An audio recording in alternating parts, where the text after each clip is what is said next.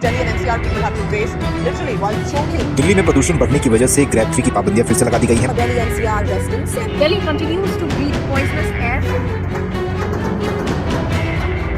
Delhi air quality index has again plummeted. And remember, this is only 90. Delhi NCR air pollution is declining air quality index.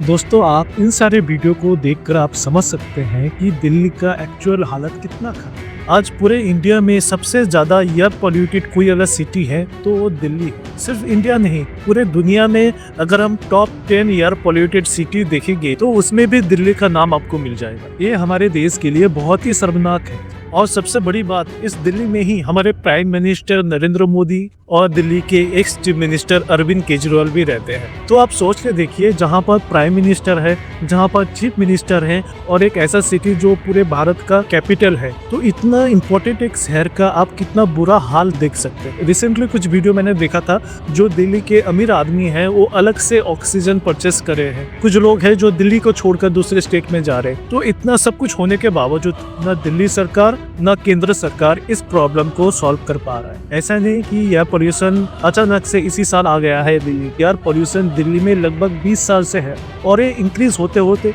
आज 2024 में एक ऐसे जगह पर पहुंच गया है जहां पर सांस लेना भी सेहत के लिए बहुत ही हानिकारक है। हो सकता है अगले साल हालत इतना खराब हो कि दिल्ली के लोग बीमार हो जाए। और अगर आप सोच रहे हो कि दिल्ली में एयर पोल्यूशन हुआ है लेकिन बाकी सारे स्टेट तो सही है और आप आराम से बैठ जाओगे, तो ये भी सही नहीं है। आज नहीं तो कल सब लोग को इस प्रॉब्लम को फेस करना ही पड़ेगा। सबसे पहले हम जानेंगे कि आज दिल्ली का जो एयर पोल्यूशन इतना खराब कैसे हुआ, क्या क्या रीजन है। साथ ही साथ हम जानने की कोशिश करेंगे कि ऐसा कौन कौन सा स्टेप लेना चाहिए जहां से एयर पोल्यूशन कंटिन्यूअसली डिक्रीज हो जाए, कम हो जाए। तो दोस्तों, पूरा जानने के लिए अंत तक बने रहिए।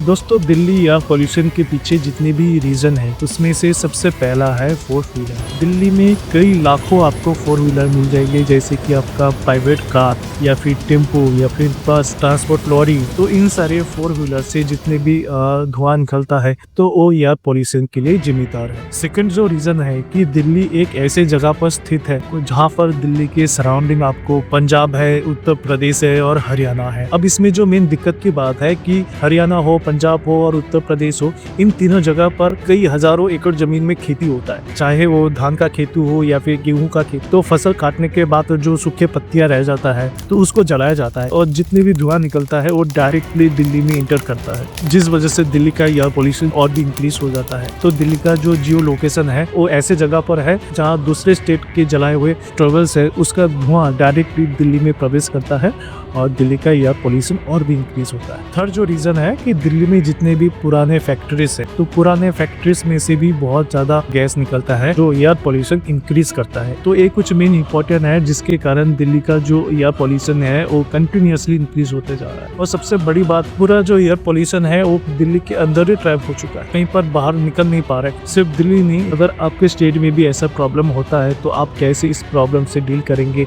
कैसे एयर पोल्यूशन को कम करेंगे। दोस्तों, मैंने कुछ पॉइंट्स निकाल के रखा है, मैं एक एक करके आपको समझाऊंगा। इनमें से कोई भी अगर आपको गलत लगे तो प्लीज आप कमेंट करके बता सकते हैं। सबसे पहले सरकार को जो करना पड़ेगा कि जितने भी 4 व्हीलर है एंड 2 व्हीलर है उन सभी का PUC सर्टिफिकेट होना चाहिए, must updated PUC certificate. Actually जितने भी पुराने गाड़ियां होते हैं उसमें से जो भी धुआं निकलता है वो बहुत ही खतरनाक होता है, उसकी वजह से एयर पोल्यूशन इंक्रीज होता है। सेकंड जो सरकार को करना पड़ेगा कि जितना जल्दी हो सके और जितना ज्यादा हो सके मेट्रो लाइन इंक्रीज करना, ताकि लोग प्राइवेट कार यूज ना करें या फिर बसेस कम हो जाए या फिर 4 व्हीलर कम हो जाए, ताकि लोग मेट्रो के थ्रू ट्रैवलिंग कर सके। तो इसमें एयर पोल्यूशन कम हो सकता है। थर्ड जो इंक्रीज करना पड़ेगा वो है EV साइकिल या फिर EV कार। इसमें क्या होता है कि आपका एयर पोल्यूशन नहीं होता है। जो EV कार होता है या फिर EV साइकिल होता है तो वो एयर पोल्यूशन में किसी तरीके का कंट्रीब्यूट नहीं करता है, तो ज्यादा से ज्यादा ई साइकिल यूज करना पड़ेगा। नेक्स्ट जो सरकार को करना पड़ेगा कि दिल्ली में जितने भी पुराने फैक्ट्रीज है या फिर जिन फैक्ट्री से बहुत ही ज्यादा धुआं निकलता है, तो जिस वजह से बहुत ही ज्यादा धुआं निकलता है, तो उन सारी चीजों को अपडेट करना पड़ेगा। कुछ फैक्ट्री को दिल्ली से निकालकर दूसरी जगह पर शिफ्ट करना पड़ेगा, ताकि दिल्ली में फैक्ट्रीज की वजह से जितना भी एयर पोल्यूशन है वो कम। उसके बाद होता है प्लांटेशन। दिल्ली के कोने कोने आपको प्लांटेशन करना पड़ेगा। ऐसे भी कुछ पेड़ है जो एयर पोल्यूशन को ज्यादा से ज्यादा ऑब्जर्व एब्जॉर्ब करता है, उसको खींच लेता है। तो ऐसा नहीं कि कोई भी पेड़ मैंने लगा दिया। तो साइंटिफिकली जो पेड़ या पॉल्यूशन को कम करता है, उसको ऑब्जर्व करता है, वैसे ही पेड़ को आपको दिल्ली के कोने कोने में लगाना पड़ेगा। और पॉसिबल हो सके तो जितने भी घर हैं, फैक्ट्रीज है, ऑफिस है, सब जगह आपको ग्रीन लीव्स लगाना पड़ेगा। ऐसा नहीं कि पूरा काम सरकार का है, जो आम जनता है उनको भी समझना पड़ेगा, उनको भी कंट्रीब्यूट करना पड़ेगा। आप अपने घर में ग्रीन लीव्स लगा सकते हैं जो एयर पोल्यूशन को कम करने में हेल्प करेगा। नेक्स्ट स्टेप है वो है वाटर फ्लो। ऐसे बहुत सारे जगह है जहाँ पर बहुत ही ज़्यादा आपको डस्ट मिल जाएगी, जैसे कि बस स्टैंड या फिर बहुत ही ज़्यादा ट्रैफिक रोड। तो उन सारे प्लेस में आपको वाटर फ्लो मशीन लगाना पड़ेगा। इसमें क्या होगा, जो डस्ट है वो पानी के साथ मिलकर मिट्टी में ही बैठ जाएगा, वो एयर के साथ मिक्सड नहीं होगा। तो ये चीज़ भी एयर पोल्यूशन कम करने में मदद करेगा। तो नेक्स्ट जो सरकार को करना पड़ेगा कि सरकार और जितने भी प्राइवेट कंपनीज हैं सबको मिलकर एक प्लानिंग करना पड़ेगा कि जितने भी लोग जॉब करते हैं या फिर बिजनेस करते हैं, वो लोग जॉब करने के लिए 10 किलोमीटर दूर या फिर 15 किलोमीटर दूर जाकर जॉब करते हैं। तो ट्रैवल करने के लिए वो लोग 2 व्हीलर या फिर 4 व्हीलर यूज़ करते हैं या फिर बस में जाते हैं। तो उनको बेसिकली बहुत ही ज़्यादा ट्रैवल करना पड़ता है, ठीक है। तो इसमें सरकार अगर ऐसा रूल्स लाए कि जो लोग जॉब करता है तो उनका जॉब लोकेशन लगभग 2 किलोमीटर या फिर 3 किलोमीटर के अंदर ही हो, तो इसमें क्या होगा कि लोग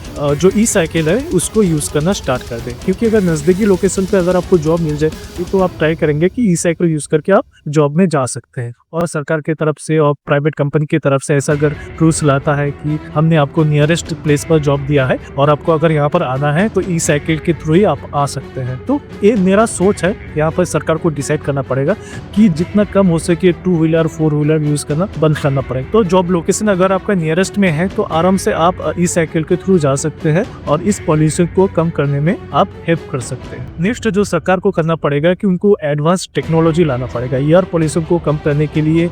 चाइना जैसे देश, चाइना, यूएसए या फिर जापान जैसे देश टेक्नोलॉजी वो लोग यूज़ करते हैं, वो सारी टेक्नोलॉजी को इंडिया में लाना पड़ेगा, दिल्ली में लाना पड़ेगा।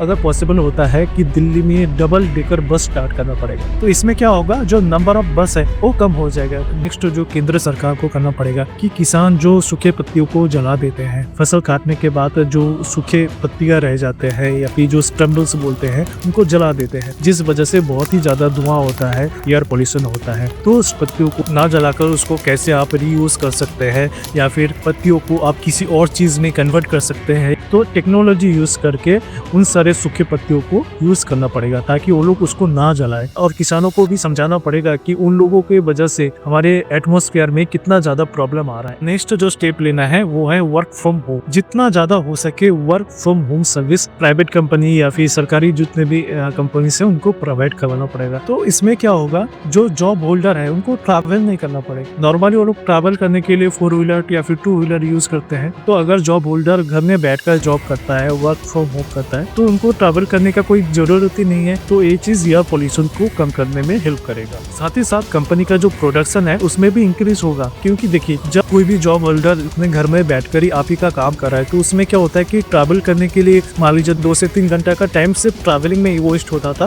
तो वही टाइम आप ही का काम पे वो यूज करेगा। तो दोस्तों, हम सब मिलकर अगर इन सारे स्टेप को प्रॉपर्ली फॉलो करते हैं और सरकार भी अगर एयर पोल्यूशन को कम करने के लिए टेक्नोलॉजी यूज करता है, प्रॉपर रूल्स बनाता है, कानून बनाता है, उसमें काम करता है, तो आने वाले कुछ सालों के अंदर दिल्ली पहले की तरह नॉर्मल हो जाएगा, एयर पोल्यूशन इतना ज्यादा नहीं रहेगा। आई होप आप सभी को मेरा ये वीडियो अच्छा लगा होगा।